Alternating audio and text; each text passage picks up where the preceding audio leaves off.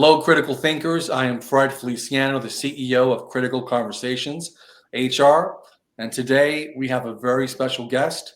We have a nonprofit manager by the name of Frank Mars. So, Frank, how are you today?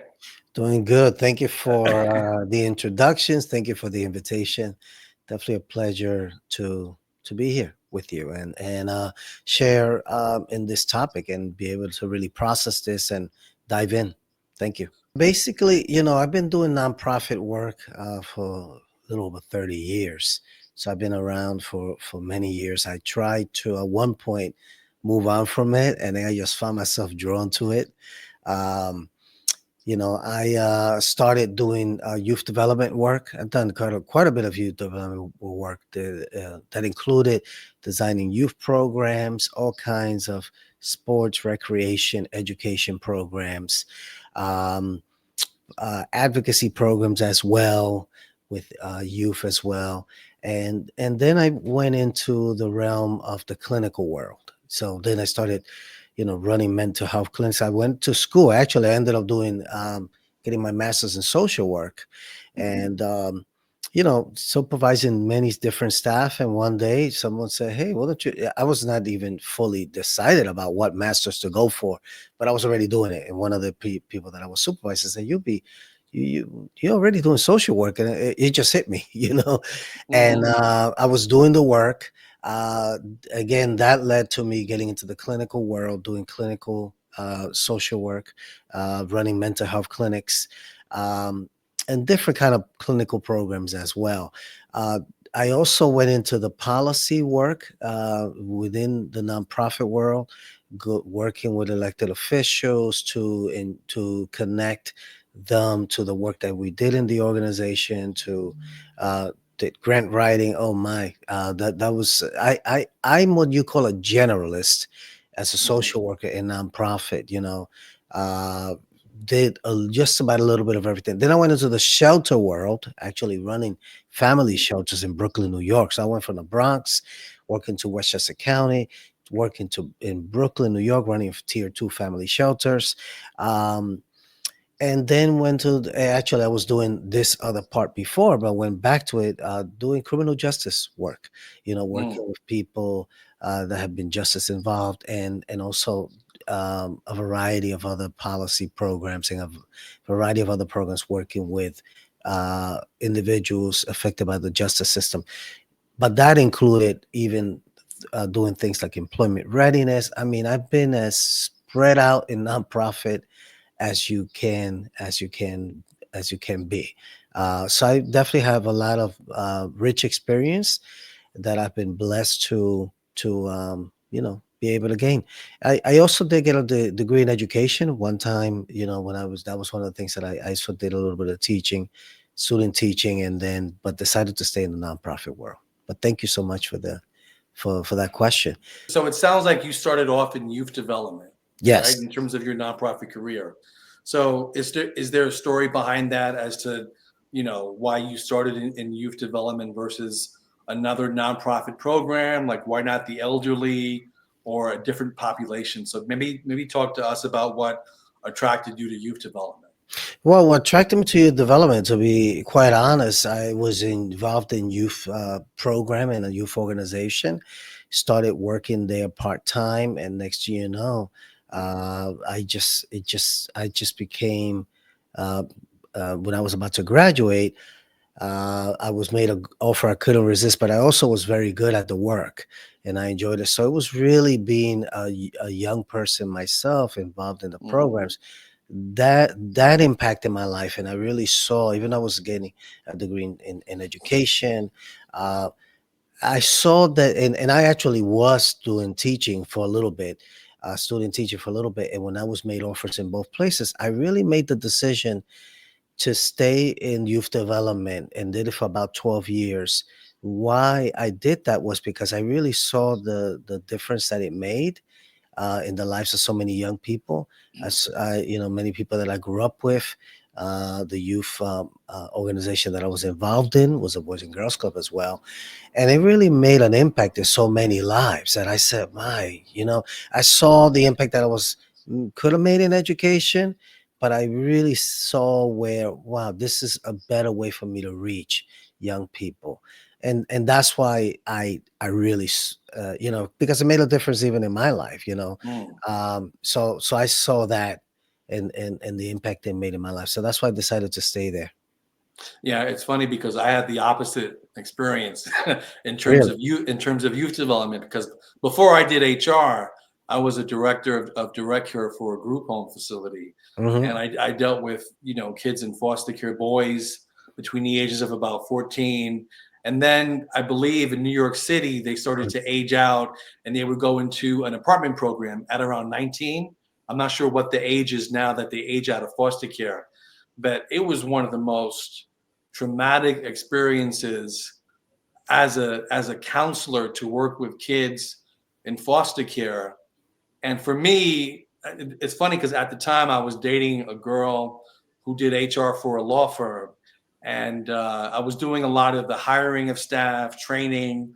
I trained in something called therapeutic crisis intervention, Hmm. and she said, "Fred, like, why don't you do something different?" Because I was just so burned out. I was incredibly burned out.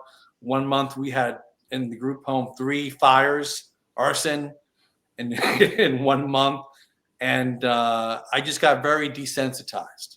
Yeah. So I would have a kid talking to me about, and YouTube is funny, so I don't want to say certain words, but when we're talking about SA abuse, Oh yeah. you stop feeling anything after like the 100th time you're hearing about it. I knew it was time to do something different.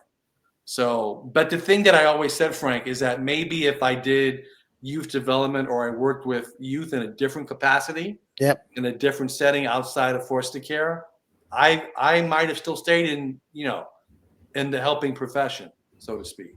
Yeah, and funny is that I do oversee a program with youth in foster care too. I oversee currently alternative to detention, alternative to incarceration, functional family therapy. That's our best practice out of the different countries.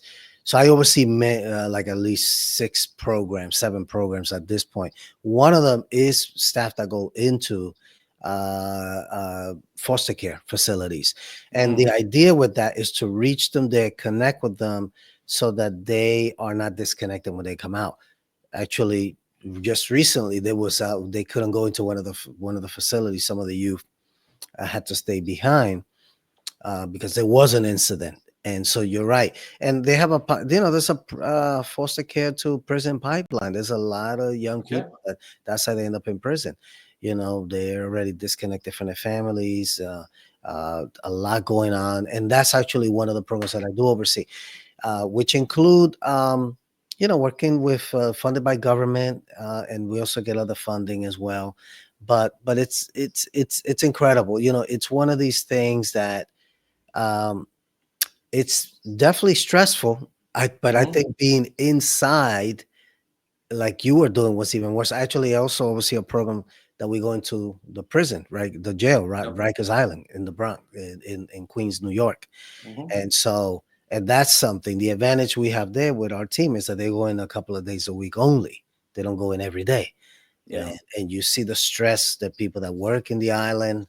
It's just amazing when you're there all the time. It's just incredible. Yeah.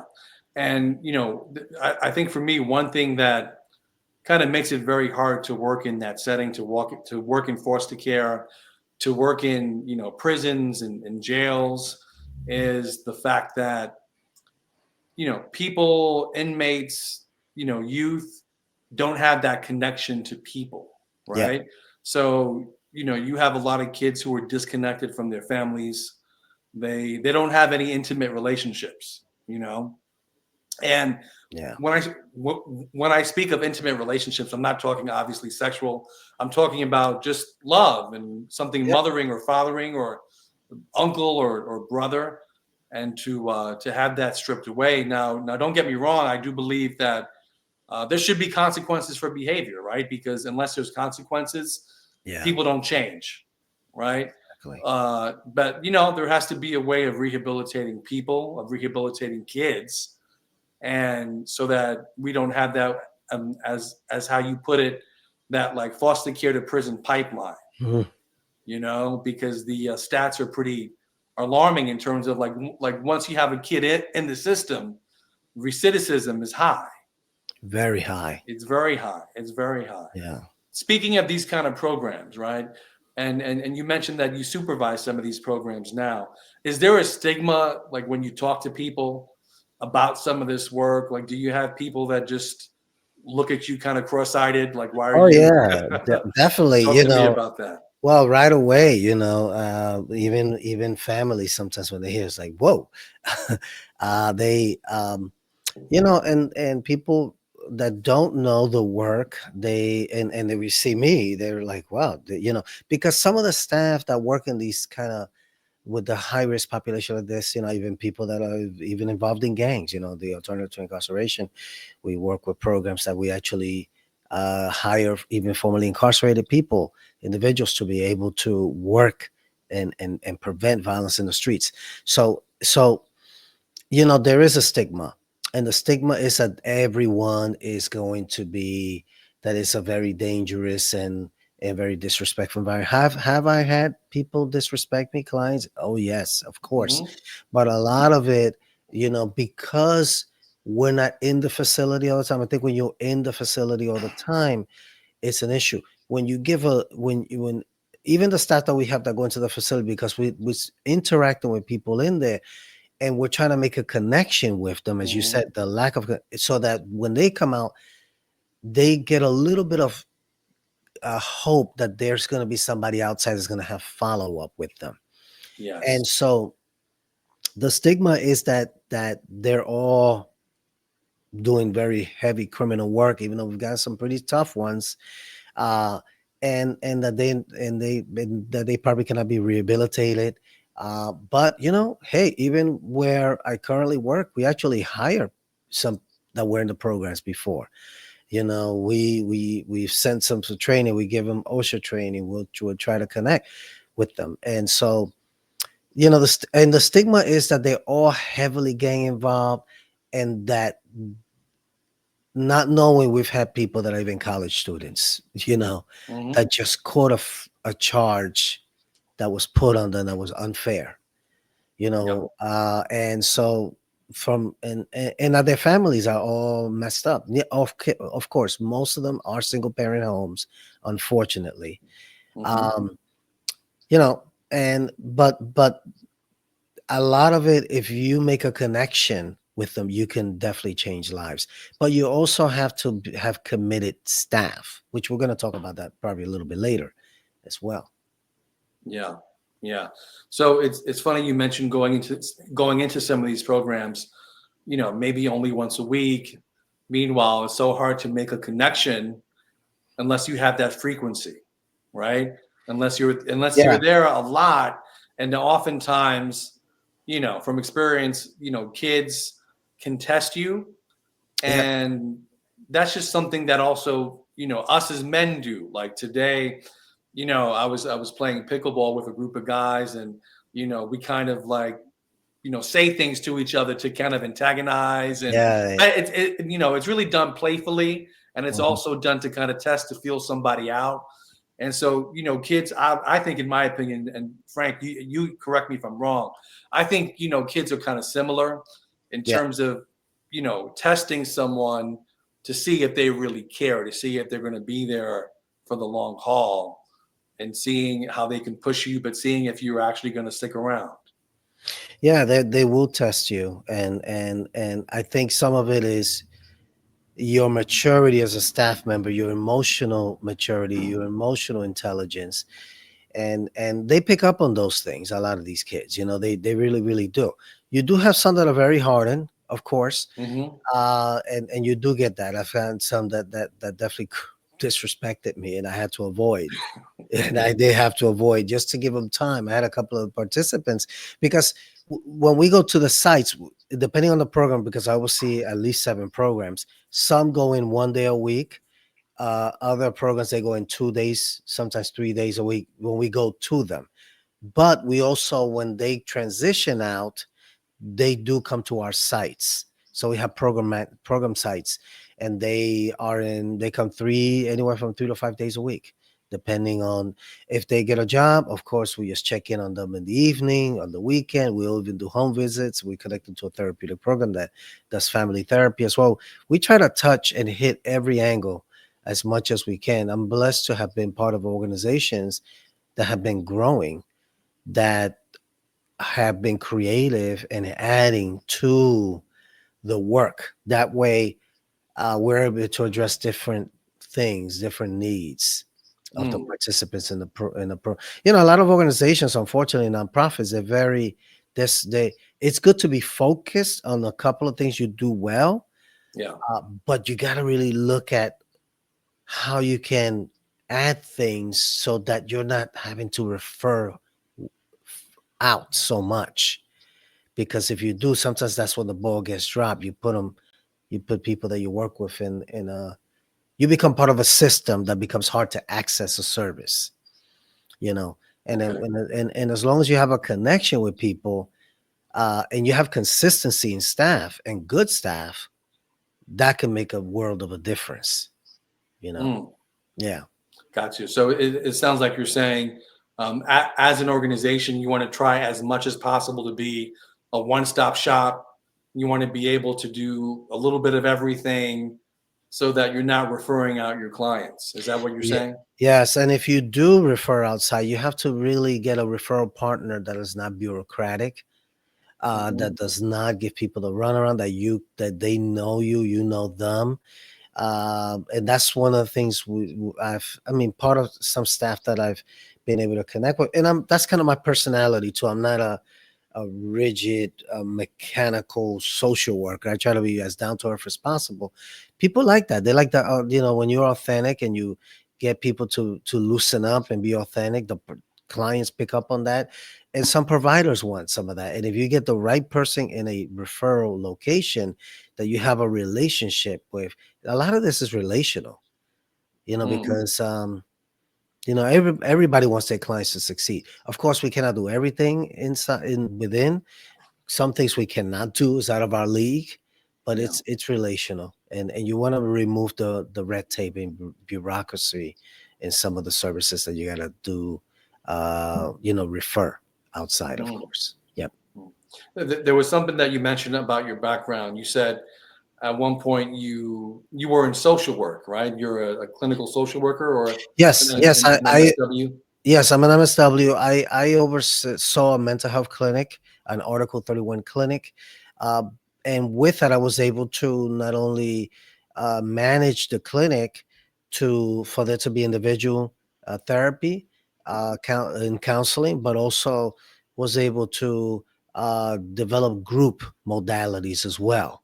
Um, you know, I remember in that, I remember we were doing trying to do like a group related to abuse, you know, domestic violence, Mm, and I remember there were some men in the waiting list, and I never forget a couple of men that said when they found out about it, and we were told that it was for women. I remember a couple of men say, "What about us? We've been through this too." And they, you know, some of them were looking for that. We never really got to get it done, yeah. especially we were trying to build. But you see, like the issue of that of abuse and sexual abuse, very often, even the men, they don't really get it. A lot of men that end up incarcerated, they've been through some stuff, you know, a lot of Hmm. trauma.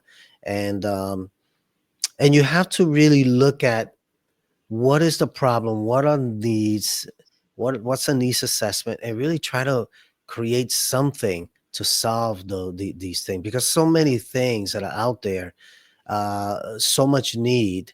It's just a matter of figuring out how to address it and how to do something programmatic to address it. Back when I used to work directly for various, nonprofits and direct social services and substance abuse, uh, Latino men in terms of social work were in very high demand, right? And they Especially still if are, they and they still are. still Okay. are And heavy. that, and Yeah. I think that was going to be my next question, because there was a time that we couldn't find enough Latino males bilingual to be able to, fill positions, because we wanted someone to be able to relate to a certain demographic. So, maybe talk to us a little bit about, Latino men in social work, and how's the landscape there? Yeah, there's still a lot of need. I think when a Latino man gets into social work, he could pretty much write a ticket, The and the pay's gotten better. Part of it, I would say in the last 7 to 10 years, 7 years or so, it's changed so that the compensation is better, even though the cost of living has really gone up. Latino males, when it's been hard for even us to retain them. We've been blessed to be able to hire a decent number, and some organizations wonder how do we do it, and it is true. We've been, how do we do it? Even bilingual females, we actually have a very good practice, and we've just been blessed to be able to do it. In a couple of places that I've been, especially, um, but the only thing, so they're in high demand. The only issue is that Mhm. very often, because of the high demand, very often a Latino male can end up shifting into managerial. So Mhm. very, so Yep. then you end up losing that talent still in direct service, which is crucial Mhm. to do, to keep, and so that kind of ends up happening, unfortunately. But they're very high demand, very very high demand, to do direct clinical work, case management, you name it. Latino males are very in high demand, not just in New York. I think many states, for sure, throughout the Yes. United States. So what would you estimate this, like a salary range, if you're comfortable just maybe guessing, or in terms of like the entry level MSW male going into this profession? Well, again, the last several years has changed a lot. I would say, and depending in the sector, the job in a Hmm. sector, because again, if you go online, sometimes you do see people sometimes look at the government rate, what the government pays, which is very often higher. When you look at, that, let's say somebody works for like a public school, or a children's service government organization. When people go up over the years, they go up. But nonprofit, depending on the work, MSW, you're looking very with only a little bit of experience, even right out of college with the MSW, you're looking at high 60s, 68, you Mm, know, okay. high 60s. But a lot of them are really starting at around 75 now, 75, even a year or two of experience, people are hitting 80s already. That's a huge difference of what it used to be. Yeah. It used to be in the MSWs, used to be probably in the 60s, low mid 60s. So low to mid 60s, I would say. I would Hmm. say like 7 8 years ago. But again, that's for nonprofit. In schools, definitely it's been in the 70s and 80s, even more. Uh, in some schools, in 90s, actually 110, $120,000. Once a person has some years of like I would say 5 years of experience, you're talking 90K and up very Yeah. often. You know, Yeah. And there was something you said about, once they're in the door, they eventually go into management positions. It's kind of similar to human resources in yep, terms of HR is typically a woman dominated yeah, profession, right? But the men that do go in typically go in, earn well, and get promoted and end up being you know chief human resource chief human resource officers of different organizations. They end up getting promoted. So I think there's those similarities there in yeah, terms of HR and the MSW field. And, I think we're in a very interesting time, especially in New York City. Funding sources, the political landscape. Just what do you think are some of the biggest challenges that you're facing now? Managing people, managing departments or divisions in nonprofits. Maybe talk to us about that and some of the challenges that you're facing. Well, some of the challenges in managing people, uh, I think even though we've done pretty good with, let's say, retention, that is still a challenge, right? That's kind of a different answer, angle to your question. Um, and in managing people is making sure, depending on the level of education that you're getting in a program, because some programs are very, when you have a person that has a master's degree, much more challenging to retain, and so you have to be able to compensate people fairly to keep them, right? Also create opportunities that they can grow, right, within that way. um, some staff get that level of acknowledgement and fulfillment. But also, when you do departmental or interdisciplinary work, where you have a different tiers of pay and skill set, and and I think one of the challenges is when you have a if you're a one-dimensional organization, you may not have a lot of diversity. One of the challenges with diversity in when you're looking at pay, when you're looking at disciplines within, right? Case manager versus a therapeutic person. Therapeutic persons will get paid more. And then one of the challenges is it making sure that the culture and the camaraderie stays when there are things that people understand that, hey, this per department, why these people getting paid more. So you really have to kind of manage some of that. That is one of the things that happen, especially when you get people that are new in certain departments.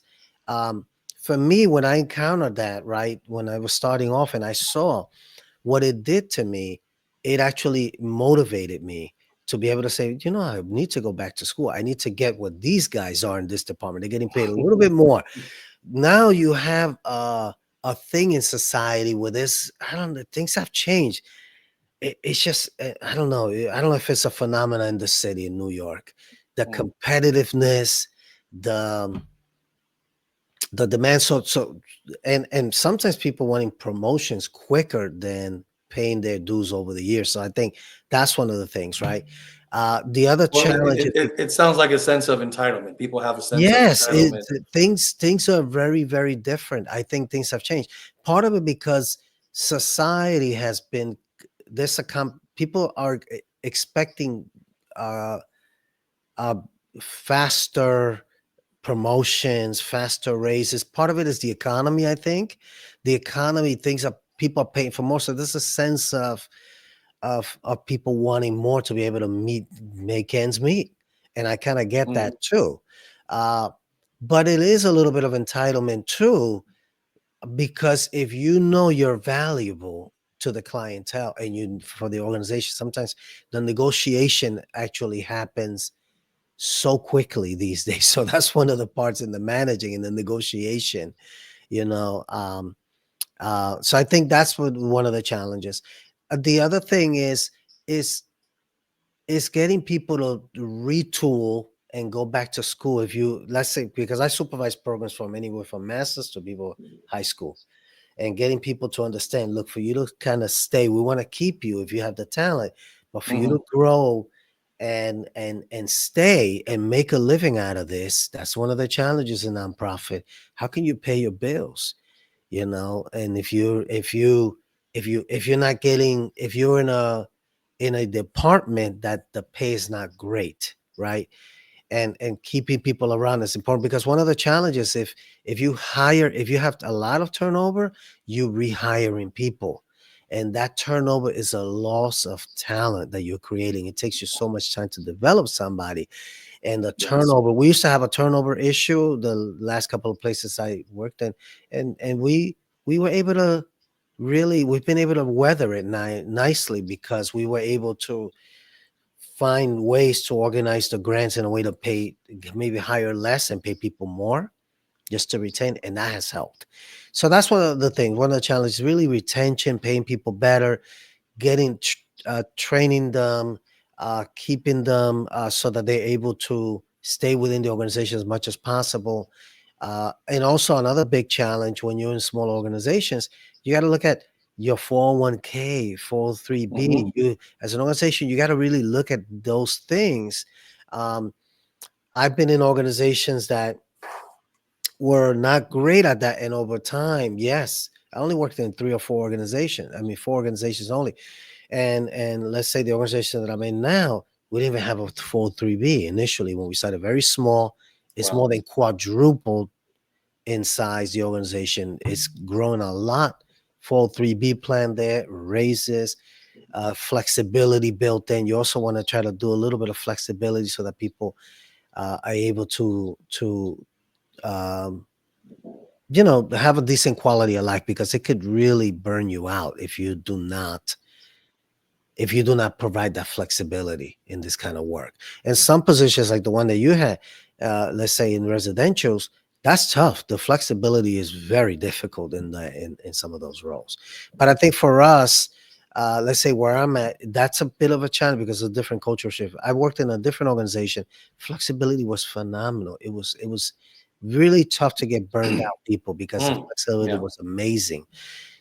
After COVID, that has been something that companies have been forced, I think compelled to keep a little bit of flexibility, you know, and that has been, but it's reverting. Of course, a lot of it is going back to being there 5 days a week, of course. But Oh yeah, I think a lot of companies are pushing people to get people yes, back in the office, and this thing about working from home 4 days a week, 3 days a week. It's yeah, yeah, yeah, yeah. yeah. We're in. I mean, right after COVID, I say June of 20, when we were already in there. Were companies? There were some companies that only about 6 months ago they went back. We were there really quickly. Our organization, but at least while yeah, the organization that I work in, we got people to come in. One of the first actually to get people back. Mm. Yeah. Yeah, Frank. And I think you brought up something very, very, very important. And I think regardless of the size of the nonprofit you work in, whether it's 20 people or 1,000 people, 2,000 people, every nonprofit needs to look at the compensation package and benefits and Yep. how it's going to be used to keep people, long term. I mean, the days of people staying at one job for their entire career or even for 10 Mm-mm. years. I mean, honestly, I tell managers, if you get 3 to 5 years of someone, be lucky you got 3 to 5 years, because now you're hiring people with different mindsets of it's very much about entitlement, and Yep. it's very much that people can be at a place for 6 months to a year, and turnover could be very high in a lot of nonprofit organizations, especially when the compensation may not be that great. So a lot of companies have to look at your total benefit package, and if you can't afford an HR person, get a consultant, get someone who can come in and sit with your executive director or your board of directors to say this should be the organization's plan, and if we can't afford to do 5% on a 403b, a match, can you do 1.5% to start? Can you do 2%, so that employees know that they have something and could be vested with the organization? Yeah, and So, what an organization that I work, the organization that I'm in now, is actually been adding benefits. Another organization I worked in, they had great benefits, uh, and um, and they actually cut it back. And I was like, mm, whoa, I couldn't believe it. Years later, they were cutting partly because of insurance and liability. So that's one of the problems with nonprofits too. Almost any company, if there's litigation, something happens, the mistreatment of clients or whatever, you, mhm. you get sued, you're in trouble. That's going to cause a lot of loss for future employees and retention. But but you're right. You have to really, as an organization, look at fundraising, look at and some grants really limit how much you pay a person, but you really have to. I come from the school of thought that you instead of hiring 10 positions, hire 7. less is more. Sometimes seven paying some people better. That makes a difference. I've been, managing grants, and sometimes they write them a certain way, and there's no negotiation, no Excuse me. time to or no thought about saying, hey, let's do a budget modification. Let's change this up Hmm. a little bit. Let's cut down, because you want to be creative, if there's a lot of, to maintain an organization, you have to look at a fundraising team. Like, who are you going to get consultants to help with fundraising? Some organizations, very difficult to go to pay for things that grants won't pay for. Yeah. So getting a fundraising team, and a lot of that is branding, and small Hmm. organizations, branding is huge. Some organizations have great brands, and you and I had been connected with an organization before, and the branding was easy to do the fundraising. I remember 3 months in, I raised almost $1 million for a capital project. It was the Hmm. easiest thing because of the name, Yeah. easy, the name, Yeah. and so some organizations, if they don't have the right branding, and that's not recognized, forget it. And that pays for a lot. That pays for that secretary in the front desk that a Hmm. grant won't pay for. Sometimes that pays for, you have to really look at all of those things. They make a big difference. Yeah, no, I agree with you 1,000%. I think a lot of organizations have gold mines in terms of their mission, right?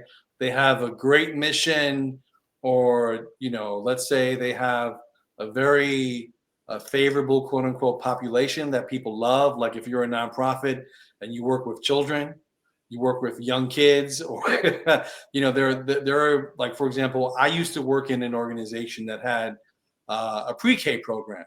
So I used to love working in that building and visiting them, because every morning I would have little kids go by my Hmm. office smiling and singing a song, and Hmm. it's amazing. So imagine bringing funders over to see all these smiling faces and kids. It's really an easy sell if you have the right branding, if you have the right marketing. One of my biggest critiques of nonprofits is the reliance on grants and the reliance on government funding. Yeah, That for me is my biggest pet peeve, because there should be more of a reliance on individual donors yeah. and cultivating them. Yeah, and the part with that is the only issue. The challenge with the donors is that's where the branding comes in, because Hmm. donors normally will go for the population that pulls at the strings of your heart a little bit Yep. more too. Like, for instance, some of the work that I do now with justice involvement, a lot of the donors, that's a harder fundraising than for children, than for prevention, and kids that are doing great academically, Yeah. very different because of the stigma of working. But the way I see it, and just to say, just to kind of throw something in, part of what I do now is because I've even with family been impacted by the justice system, the injustice of the justice system, and seeing what it's done. So that's part of what I do. What I do. Um, but you're right. Also, government funding over reliance is a bit of an issue, and over reliance can lead to some compromises too, depending on the mission of your Hmm. organization. You can end up doing some serious compromising. And also, is your organization even capable of handling a federal grant? Let's say that's a beast of a program. Well, you have to have a decent grant writer in some cases to navigate even the grant writing process. And then, do you even have the infrastructure to collect the data in a timely manner and do it the right way? You could do a Mm. great program, but if you don't do the data right, forget it. You cease to exist. So you have to make investment in your data management, and all of that. And that's the thing with nonprofits these days. The data world has changed nonprofits in such a way, and some are behind on making data quicker for the worker. Because if you do so much paperwork, so much data, you're taking away time from the clientele, the work with clientele. One of the things that's happening these days is using AI now. Mm, in even clinical work. I actually know some people that started a company, um, and and actually some one of the people that I know in the workplace works in a private practice as well, using AI to do his clinical notes. He'll say, what are some of the what is the diagnosis, what are the no, symptoms, and but AI Frank, will write it out. that seems like cheating. I don't know. It is. Using AI to do clinical notes of a You client. can believe, yes, that's a new thing. That is a new thing. And you know what it is? These are things I see. This is like, remember front wheel drive cars when they were coming out many years ago? People said those things are no good. Don't Yeah. get it, don't get front wheel drive, don't get fuel injected, in the 80s. Almost everything now is fuel injected. Almost everything is has most cars have front wheel drive, right? And so so I think it's one of those things that initially we resist. I know in our organization, the corporate management is resisting that right now, and most people are. But I think it may get to a point that it's going to be like, oh boy, we fought it, and here it is. We're not going to be able to, do much with this, and just gotta kind of figure out ways Hmm. to do it so that it has the right firewalls and that things don't come out, out of there. But it is a thing at this point, because I've seen where there's so much work that a grant will put on staff that just take away the ability to do the work with clients because you're doing Yeah. group work for so long. Um, yeah, So do you think we'll have AI diagnosing client conditions and using I believe now it's the DSM-5, right? Is DSM that what five. we're up to? The Yes, DSM-5. yes. So do you see AI diagnosing disorders? No. I mean, I don't know. I mean, this is really off to you know. There's some AI experts right now that are saying, right now they're not sentient beings, right? But what if they start to read symptomology and feelings in people, and what if? What if I mean, you never know. We're No, no. It's funny you I mentioned think that we could because get there eventually. I think we could get there eventually, which yeah, can affect work and nonprofit. It actually can. It can affect It can affect manpower. It can affect. It's going to get there. it, We don't know mm, when, but it is. I think it's going to be hard to kind of halt some of that. I was gonna say it's funny you mentioned that because there was this platform I was looking at in terms of script writing and like an AI voice, like Yeah, voiceover work. And in the advertisement, in the commercial, it said that, the AI's voice seems so realistic because they understand the meaning behind the emotion. So if you have an emotion word, quote unquote, in the script, the AI is going to convey that script in a certain way or convey those words or sentences to really convey that emotion. yeah, yeah, yeah. Wow. I heard recently somebody went for surgery, right? And they did not want to go for certain surgery. They heard about when a surgeon did it versus when the robot did it, and they were glad that it was a robotic operation. It turned out better. They trust the robot more to do the operation. Some kind of and it's like, whoa, the precision too. And of course they could turn on us I am robot, but but but some people are putting trust Hmm. in technology and Yeah. the advancement of technology more than people. I mean, Well, Elon Musk is making you know robot companions. Let's just put it like that. yeah. I think that's a whole other podcast, There you go. right? Yeah. Well, it's funny because in the world of HR, a lot of companies are using AI for recruitment. So now you would have, let's say, a recruiting coordinator or a recruiting associate, draft your job description, do the posting. Now you actually don't even need someone to do that. Now you have AI that can gather, thousands of job descriptions and modify them for you and present that for you.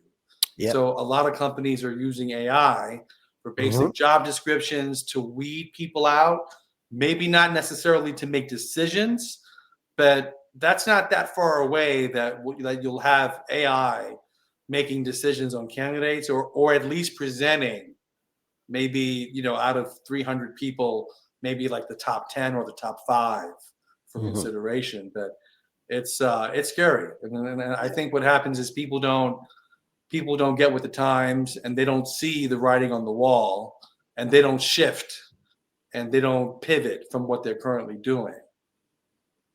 Yeah. Yeah. So I want to talk about the migrant crisis in New York City. So since right now you're in the belly of the beast, you're in New York City. I'm assuming you have programs in the Bronx, right? The five Mhm. boroughs, or is it really Uh, we have programs in at least where I work at now, Bronx, Manhattan, Staten okay? Island.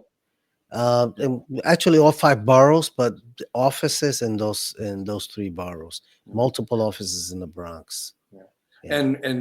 And right now, Frank, this might be a nothing burger, but has the influx of migrants in New York City caused a shift in the work that you do or your organization? It is beginning to do. It is beginning to actually as of yesterday. Yeah, it's been happening with the clinical work, definitely criminal justice work. You know, youth that are in detention facilities, that are being referred, that are on probation. Mhm. So definitely that the therapeutic work is picking up. We see it. The other way that it has worked, we've lost a couple of staff that went to work in migrant shelters because Oh, okay. because not only the demand, the pay was so much. It was it was more than what we could have done easily. Somebody got paid like $15,000 more, than we could have to work in migrant shelters, And doing and and, assessments, and intakes. So many positions to address the migrant crisis. It's a lot of millions and millions of dollars being put in. We lost a couple of very good staff that were, one of them actually supervised for the social workers. I supervise people that do their internship from as interns, bachelor's and master's level. And so we lost a person that would have been amazing, bilingual male would have been great, but the money was so much better. We couldn't really match it. We couldn't match it. mm, So that's happening. So definitely, um, that's happening definitely in the organization. Even when you go into work, like just you see it, you see a lot of the vendors. Uh, I first addressed the service delivery, the staff retention. Even in the city, in the Bronx, you see it. It just makes a big difference. Definitely, you have the schools being a lot more kids going to school that are for migrant populations. So the classrooms in some areas have been exploding.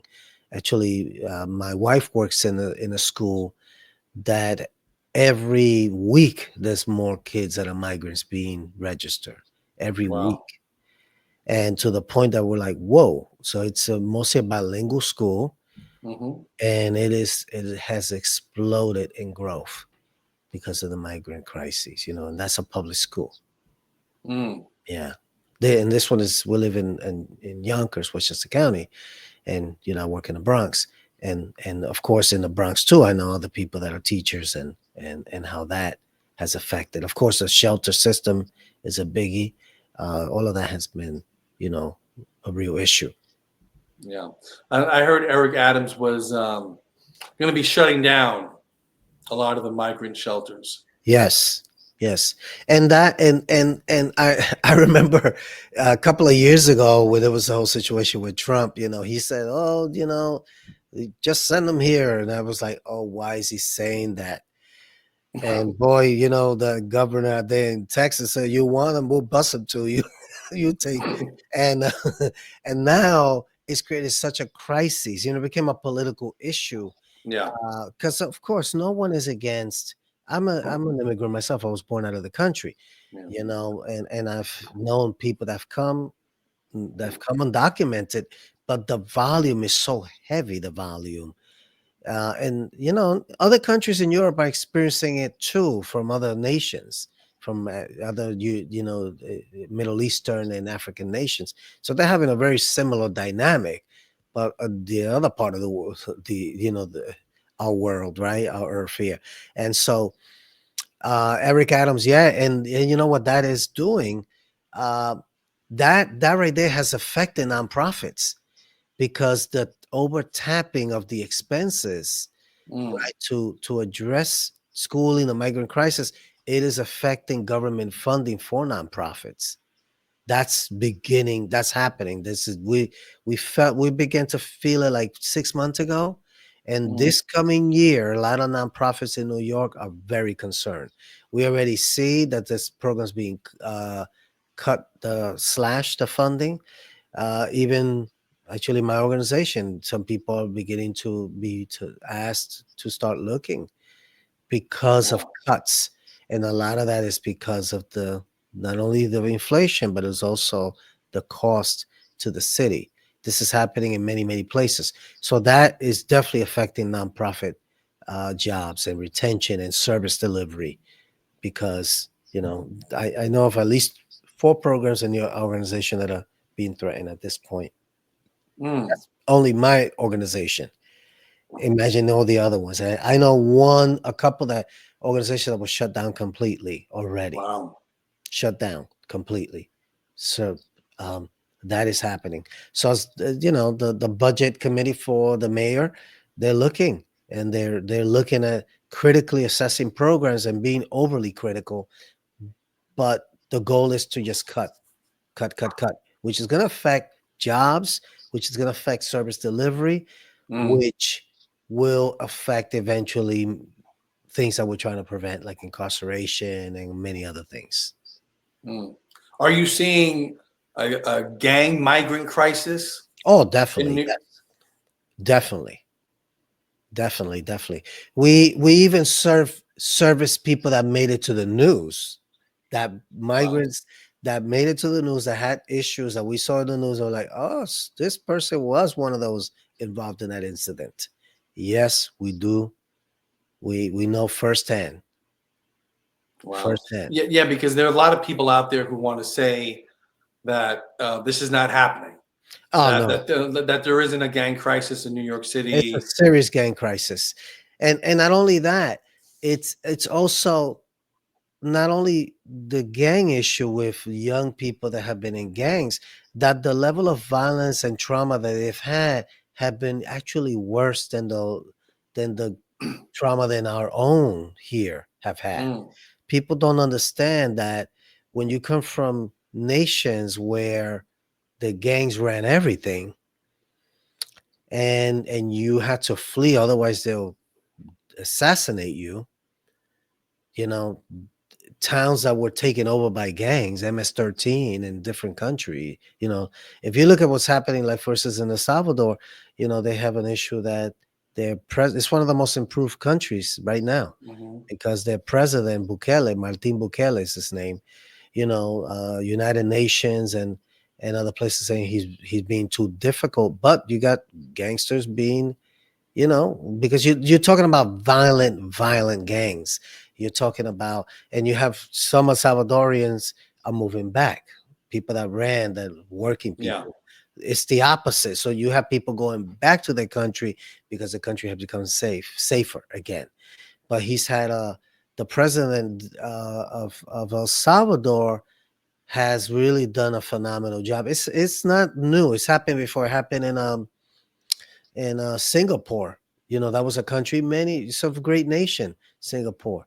Now, but Singapore many years ago, it was not a safe place over 40, 50 years ago. They had to deal with a gang issue, Mm. so um yeah, but it is a real thing, and part of what I do, we work with people that have been involved in gangs and locally here and people that have come. So we see it's a real thing. It's Yeah. it's a very real thing. Mm. One of my biggest critiques of New York City has been the bail reform laws. Because back when I was a kid, if you committed a crime, Hmm. you would not be let out the next day.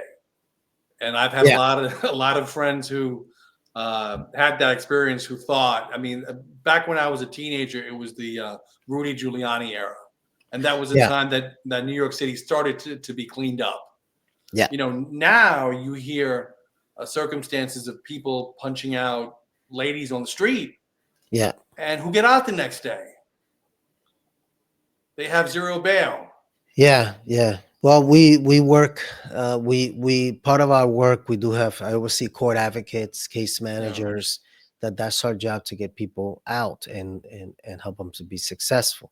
However, and actually, I remember when that law was passed. I was actually in a Hmm. room in Queens. There was over 500 attorneys were there. I'm not an attorney, but social workers were Hmm. there, and everybody was so happy. Now, I did some policy advocacy work many, many years ago, so I have an understanding about how you form a policy, a law, and you roll it out. And if it's not well thought out, Yeah. and because very often a lot of these laws, they're not, they may sound good with a good intention, but if if you don't really think it through, you're gonna make some mistakes. And now we see that they are even people that were very like for it. Now, even people that I know, they're like, "Oh yeah, we made a mistake." I'm like, "Yeah." And I remember when it was a meeting, a big meeting in Queens, uh, and um, and people were celebrating. I told some of my staff, like, "This is not a good thing. This is gonna backfire." And here it Mm. is. You can't. Um, of course, no one wants long-term incarceration. I know I have a couple of relatives. I actually have a son, an older son, and I'll be very transparent that did jail time, and it was unfair to him. Mm. It was unfair, and we're still having issues because of the trauma that he shouldn't have been in. The judge got personal because that's the other part about the justice system. You do have some judges that are very corrupt, Yeah. and they don't really focus on rehabilitation. The prison system itself needs to be fully revamped. It needs to be focused more on rehabilitation. And people that are very violent, not throw a violent felony on a person just to punish them, because there's an abuse of over prosecuting people, putting labels on them, that when they come out, you're actually creating a disabled class. Mm. It's almost like people that went to Vietnam, when they come out with a PTSD, you're creating a Mm. disabled class of people. And so I've seen that firsthand with people that I've known, when it hits home. And when you really dedicate time to work with people, you be like, man, this jail thing, not to say some people didn't learn, Yeah. but the trauma that goes along with it, especially when the crime was not that serious. The judge actually that sent my son in, it was supposed to be 3 months, youthful offender. He ended up being afraid, ran. She punished him with 5 years. He was one of the Ooh. youngest kids Wow. in an upstate prison. He had to run for his life one day that they were trying to set him up to kill him, to do something to him, right? Because they try Wow. to rape men in prison and stuff like. He was too young. He was too young. When I was in the court, I saw how the judge was purposely shutting down the attorney. And Mm. one of the most important people in a courtroom is the stenographer. But the judge was purposely striking, said, "Don't put that on the record." And there was an appeal, there was no evidence of anything. I was shocked when my oldest son told me, Dad, he was very bitter. And then he said, I heard that she made the news. And I did my research. Lo and behold, she got brought up for corruption. There are Wow. many judges. There was a judge in Pennsylvania sending many young men to prison, getting paid under the table, made millions of dollars getting paid. You know, this happens. Unfortunately, that's over sending people for long prison sentences. for crimes that really don't deserve that much. And if they had to go in, I'm 100% for sending somebody in that's not safe in their community, Yeah. you know. But many of these young men and young women, what they need is something more rehabilitative, and really go after the gang element. You have to go after the gang element, like they're doing in El Salvador. Um, that's very rare, but it's being done now, and it's been done in a couple of other nations even before El Salvador and a couple of other, and it's worked. But it's not popular. The problem is that it's not popular to be tough on violent gangs. You know, you see how a person like Trump will say it, and the media twists everything around in a way to say, "Oh, he's discriminating." Like, no, just hear it out. Here, it's this type people that are murdering people. That's Yeah. different than no one wants to live in that environment. I love to work to get people so they do not do prison time. But if somebody does commit a murder or heinous act, so the system is there for a reason, to make things safe for us. Mm. I'm not against that at all. I've worked with advocates that they are like, everybody's not fully rehabilitated. No, they're not. I've worked with people that have killed many people. I've worked with a guy that killed like over 30 people. That's a different ball game. You know, Serial killer, right? when you You, work wait, wait, wait. You're saying you worked with a gentleman who killed 30 over individuals. 30 people, this guy's a Okay. serial killer. That's different. You can't play around with that. And you have a lot of things that are really reshaping our youth. You have the Mm-hmm. music, even the drill music, drill rap. It's some Mm-hmm. music, and they have different versions of it. In other countries, they have music that's different. That's meant to get people violent, and Yeah. even that, if you say that, people say, "Wow, you're attacking my culture." It's like, let's just stop playing. Let's just look at it. These things make a difference. They really, really do. Schooling, the way schooling is, if a kid is not doing well academically, instead of pushing high AP class standard, if you have a kid that has a learning disability, what are we going to do? Let's get some skills in this kid's hand. Maybe that kid is good. Maybe that kid is a good auto mechanic. They've taken a lot of trades out of schools. See, Yep. they've taken all these systems that worked, and they've destroyed systems that have worked. And then somebody comes up with a concept of a charter school. Then they're in the, oh wow, look at the idea of this person. There's nothing new under the sun. People have done these things before. It's Mm-hmm. something destroyed, but we know that they work. Teaching kids about entrepreneurial work, Mm-hmm. right? It's like, whatever happened to that? Everybody's not going to get a master's degree, right? The average doctor cannot change the oil for their car, Yeah. right? They can't do that. And so, it's all these things. So, yeah. Yeah, no, I think unfortunately you have a lot of these institutions. They've set up these kids for failure, and I recall back when I was in the CUNY system. I remember going to school, going to college, and seeing nothing but these credit card companies on the sidewalks trying to get you to sign up for a credit card, They, trying to they get got you in debt. they got me when they got a lot of us, I think. Yeah. Yes. Yeah. Yeah, no, it's funny because you going back to something that you said, you spoke about, the need for incarceration if someone is not if someone is a danger to society, right? And clearly there are individuals who, can't be around the general public for various reasons because they're dangerous, right?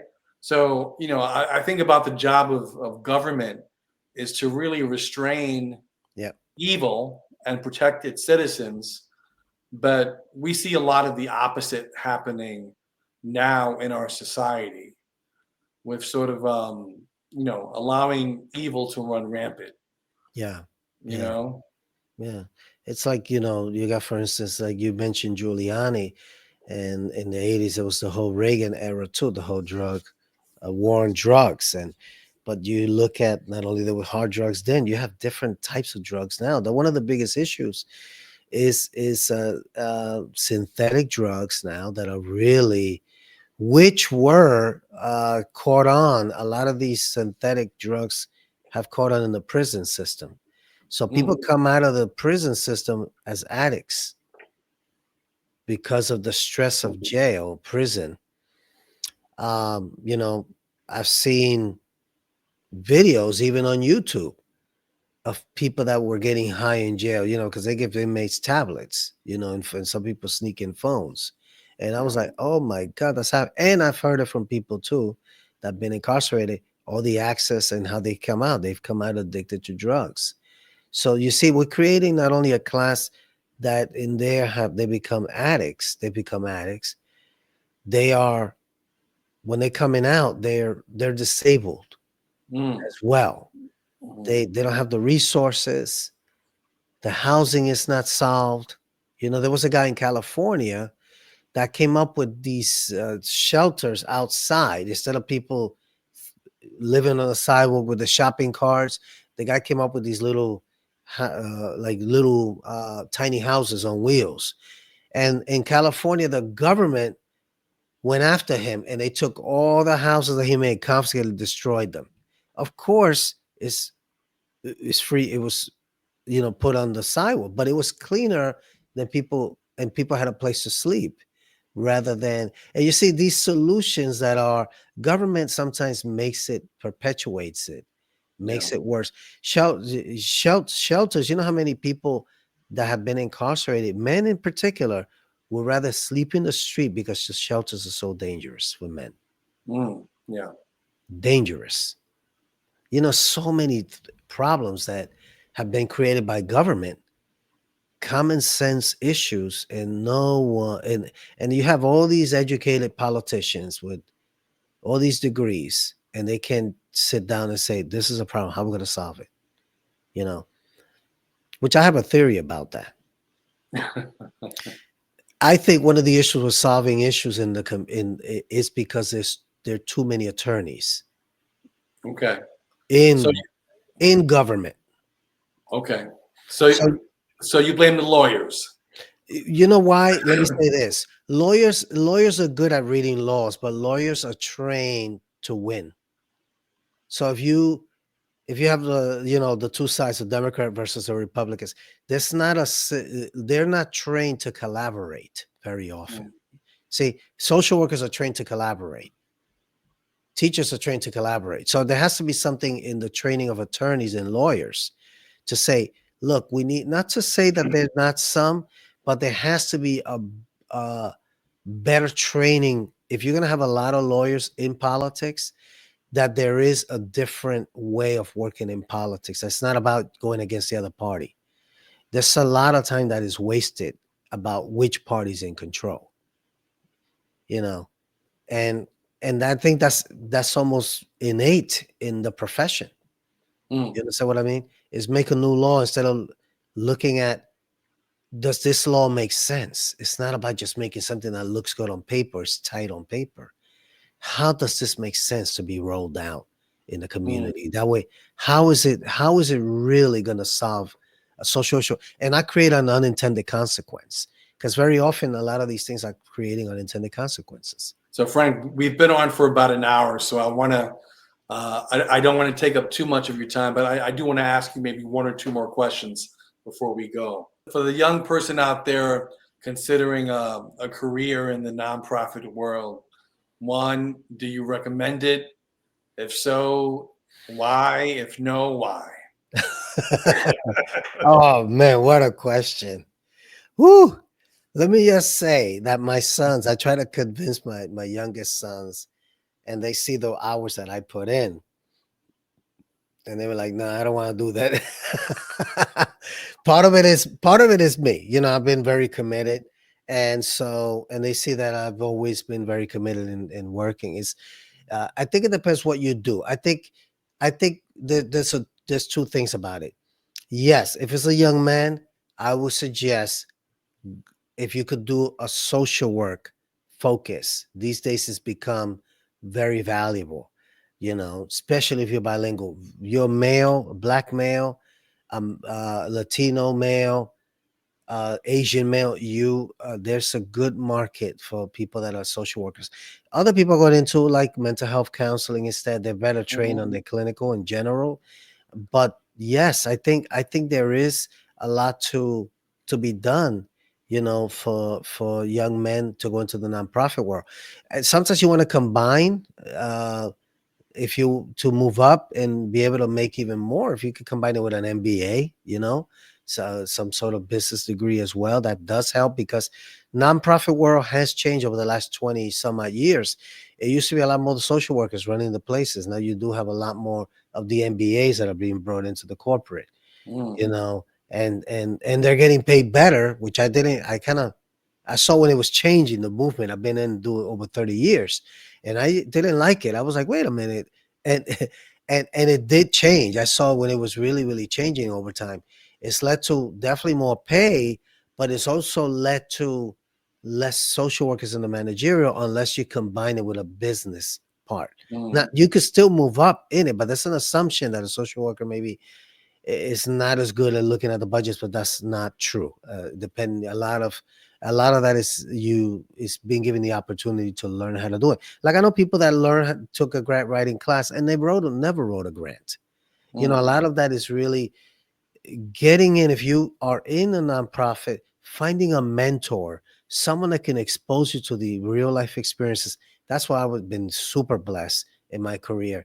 I've seen people that have been in nonprofit, as much as I, and they didn't really develop a lot of experience. Part of it, they didn't get a good mentor.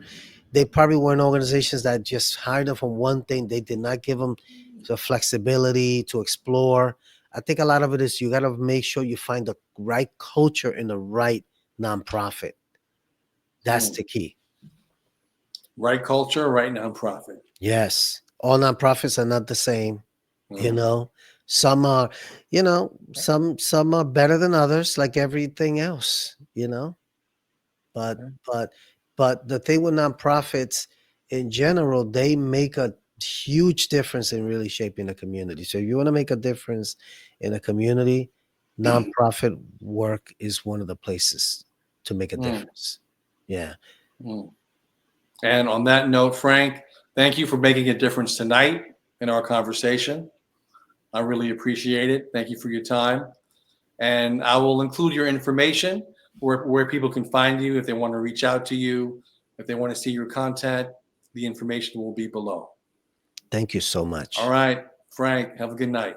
Have a good night. Bye bye.